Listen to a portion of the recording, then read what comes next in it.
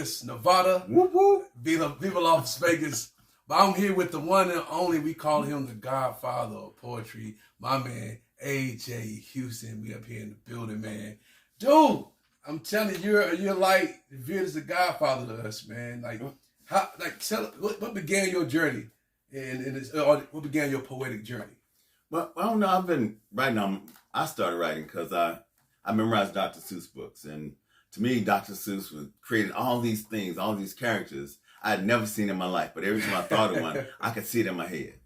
So from a child, I was like, if he created all these things out of nothing, I should be able to create all these things out of nothing too.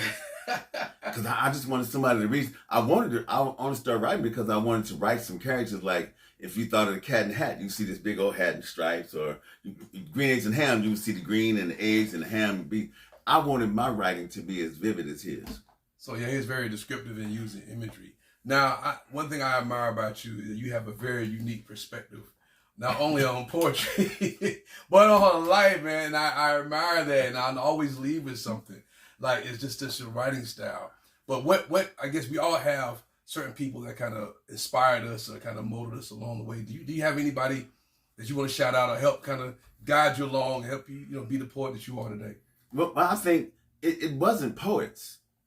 To me, it was like, okay, my mother and father. My mother played the piano for the church. She met the pastor of the church. Well, he met the pastor of the church's wife in the hospital when my baby sister and her were in the same hospital room. She was giving birth to her son, and my mother was giving birth to my sister. So they started hanging out. So the church was in this guy's house on Berwick in Dallas.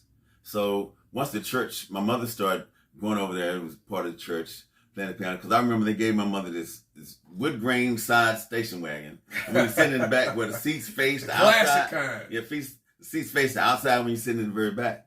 But it wasn't that they gave her a station wagon. It was just that the families were so close. We were like one family.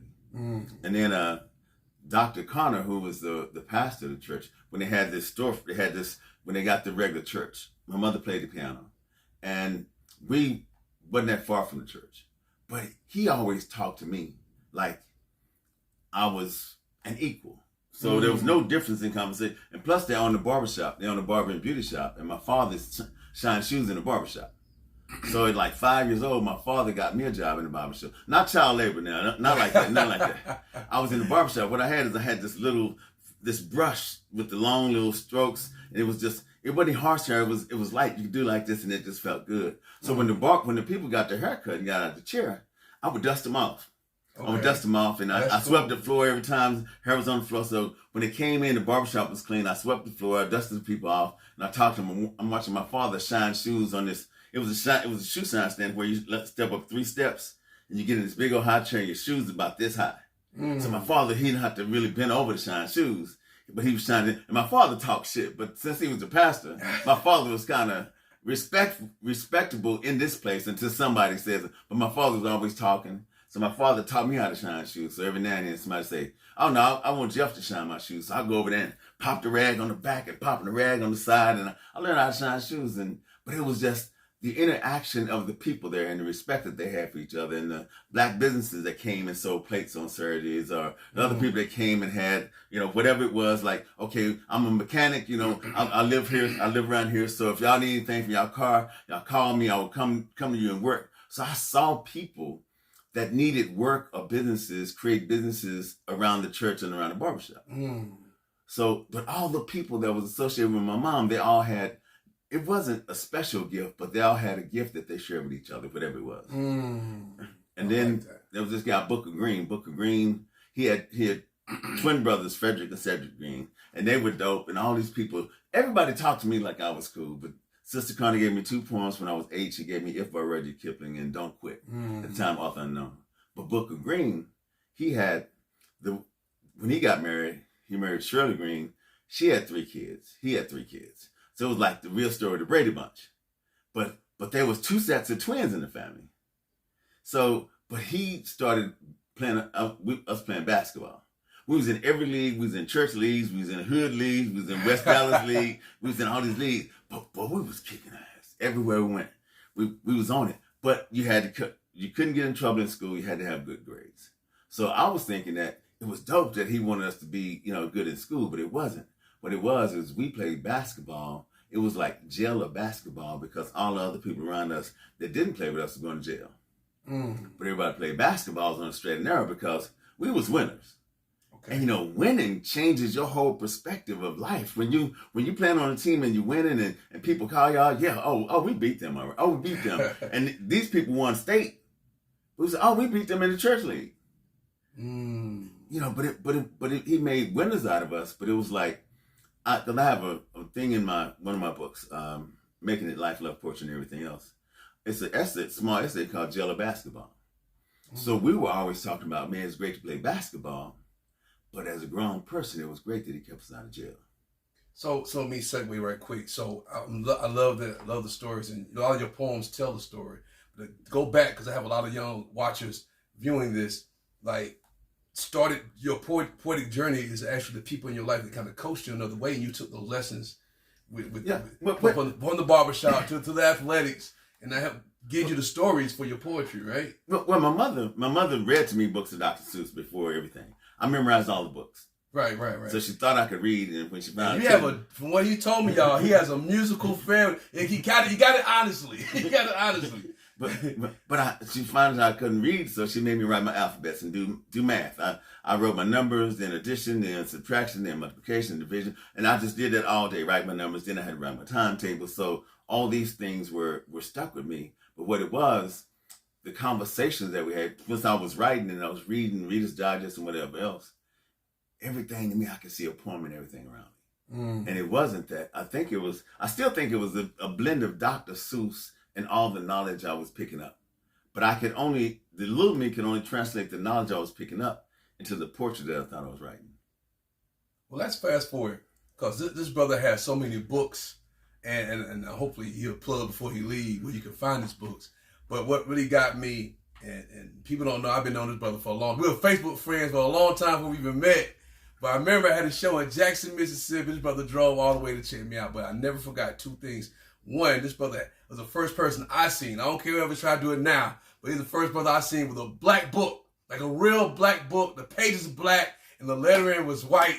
And I never forgot that, man. And then just the conversations we had that day, and that stuck with me. And that's why it's so important to highlight this brother now, because this is a brother that's like a trunk of knowledge. We call him the Godfather for a reason. But let's talk about the books, man. Let's talk about the books. The black book. What inspired you to create a black book with the white lettering? Well, honestly, I was working on I had just finished a tour, right? Just finished a tour. And on tour, people saying, "Oh man, do that poem with so line in it." And I'm like, I had a lot of poems memorized, but I'm like, if you don't know the title, I can't find the line in the poem. Right. So when I was working on this, I just finished the calendar. I was working on a book of 365 original quotes. So I did the calendar and the quotes, and I was like, okay, I need to train my mind to write again, because I don't think we know what lessons we have to teach ourselves. And sometimes you have to be the teacher of you.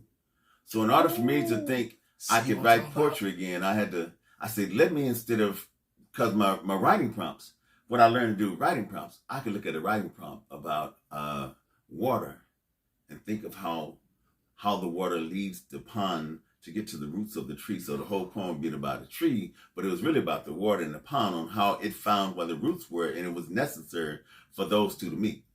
But I'd make that the story. So I decided I was going to write this book of poetry that had no titles, because people was asking me to find a poem they didn't have a title to. So I said, if I did a book with no titles, I could fool them into thinking that I gave a title to this poem on page 380, and I want you to read the poem with this title, but it's on 380. So I would give the poem on 380 the title they gave it, but the words that I wrote to it. And that was like me a joke. See what I mean? Yeah. But in the process of writing that book, I was joking with a friend of mine, and I said, man, it was something that happened. It was something that happened real in life around us. And I'm trying to write these love poems and all these poems. He said, man, what do you think of that? I said, man, shit, this is what happens when you bootleg freedom, man. And he said, what? I said, hold on, let me write this shit down. And I wrote it down. And I was like, man, I hadn't heard that before. So I wrote a poem to This Is What Happens When They Bootleg Freedom. But I'm working on this book with all these nice, elegant love poems and these ideas, about the wind and about the stars and about love. And I got this poem right here to my This Is What Happens When You Bootleg Freedom. And I'm like, this don't go in this. So once I wrote that, and I'm like, okay, I'm gonna set this over here. I'm gonna do another book. So then I was thinking, I said, okay, so I wrote this poem. I said, I was wondering when if I could talk to somebody that made the middle passage. I want to talk to a young man that survived. But if a young man survived, what questions would I ask him? So I wrote this poem, Conversation with the Ancestors. So it fit, This Is What Happened When You Bootleg Freedom. So I'm like, okay, now I got this category of poems that won't fit in this book. That's why the book, What If There Was No Titles, is all white. White cover, white back, white everything. But the Black Book of Black is all black. Right. Because these ideas would not fit in this white book in white America. So I made this black book because I was like, I want people to pick up this book and know that they finna read some shit that's real.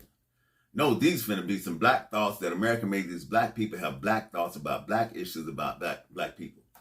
So then I think the other poem I wrote was Conversation with the Ancestors. Then when my ancestors come, because one morning I woke up and I was thinking, wow, man, what would I tell any of my ancestors if they asked me what was going on now? I'm like, shit, they wouldn't really be happy with us. Not in America, not the American Negro, not the American colored people. They would not be happy with us because we have forgotten everything they told us or taught us. So I wrote When My Ancestors Come. Then after that, after I wrote those books and I declared that I was going to write this black book with these black pages, with these black thoughts about these black poems, my whole body decided that we was going to write it. So every time I finished working on another book and I lay down, 15 minutes later, I'd wake up with this black poem that I had to write for this black book that I told myself I was writing, Black Thoughts. And that's where it worked. At the daytime I was up, I was writing the most beautiful, soliloquies and all this other shit. And the time I lay down and closed my eyes, out of the darkness came the darkness. Wow. I like that. Out of the darkness came the darkness. So, and that's how the first book came. It's titled as The Black Book of Black. But what happened is, in writing that book, I was thinking, I was talking to a friend of mine and we were joking, right? My best friend, she's one of the dopest sports I know, her name is Janine Livingston. Shout out Janine. But I told her, I said, look, we finna write this book, and we joke with each other. We call each other nigga all day. and because she'll tell you in a heartbeat, she'll say, my ball's bigger than yours, nigga. But I told her, I said, look, we finna write this book. She said, what book we gonna write? I said, we finna write a Bible. But we're gonna call it the Book of Niggas. It's gonna be a black Bible. Book of Niggas will have to be a black Bible. It will have to be over 40,000 chapters, not 40,000 chapters, 40,000 groupings of things with 2 or 3 lines of what, like the Bible is, Ezekiel maybe got 3 chapters and 4, how many verses? But we was going to write it like the Bible, but it was going to be the Book of Niggas, but it was going to be in charter and verse instead of chapter and verse, charter for all the chartered round trips. But it had to be the same number of chartered round trips that were actually chartered round trips. And they said there was over 40,000 chartered round trips from Africa to all these countries. So that's why it would be the Book of Niggas, because it would have, and I woke up one morning and the idea was, I was in church in my sleep. This preacher got up and he had this black robe on. He had the little white trim thing, but it was black. The chairs behind the preacher was black. All these people in here that had white on, but they were black. So he got up and he said, okay, turn to the Book of Niggas. Charter 12 verses 1 through 7. And, and he started reading. He said, verse 1, verse 2, verse 3. Okay, we finished this. We're going to turn to Revelation chapter some. So he read from the Book of Niggas first. So I was like, damn. I woke up laughing. And I was like, damn, it can't be funny. So I started writing Charter 3 home. But it was called Excerpts from the unwritten book of the Book of Niggas written in charter and verse. And I was laughing because how can you have an excerpt from an unwritten book? I said, well, people ain't gonna catch it. I didn't want them to catch it first. I want them once they get to Charter 6 or whatever, they say, oh, this is excerpts from an unwritten book. How you do that? And there's 6 excerpts in the first Black book, but the excerpts was a story about a young man that was captured on his property, led from his village to the ships. From the ships to the plantation, but he was the oldest one to survive the Middle Passage. So they labeled him a griot to tell the story, but he tells you in the end, he say, if I was in my village, my medicine man and the teachers would tell you I'm not old enough to be a good storyteller. But if you read all 6 excerpts, you'll see the whole story of them being captured, driven, and it's like one is home, then one is about how women on the ship that were pregnant didn't want their babies to be born in this darkness. Right. So it was the mother's job, once the baby came out, to wrap the umbilical cord around his neck. He said, because he would not know darkness. He would not know this place. Let me give him back to the ancestors from which he came. So the story is a real, you read stories like this. The story is a real story, but I made up all these six charters because I wanted to tell the story that way. Let's talk about the book you're working on. Let's let people know about what's next for A.J. Houston, the book that's going to be like 600 plus pages. Yeah. But just tell us what that process and what the book is all about. Well, initially it's the third in the trilogy of books. I have the Black Book of Black, then the book Still Black. All these books are Black books with Black pages, with Black. Can you grab that book? Can you show the people the book right here? Oh, yeah. This is the Still second. Black. This is the second Still Black book, Black pages like so. Yeah, I see it. And it's the second edition, but the book I'm working on now is the Lost Book of Black, and it was finished. My mother passed last September, but last year I was a benevolent benefactor invited me to go to North Carolina. So I'm in North Carolina doing the Black Trilogy tour, but the tour didn't go as the tour went as planned, but the person that invited me, it didn't go as planned, so they didn't follow through with what it was.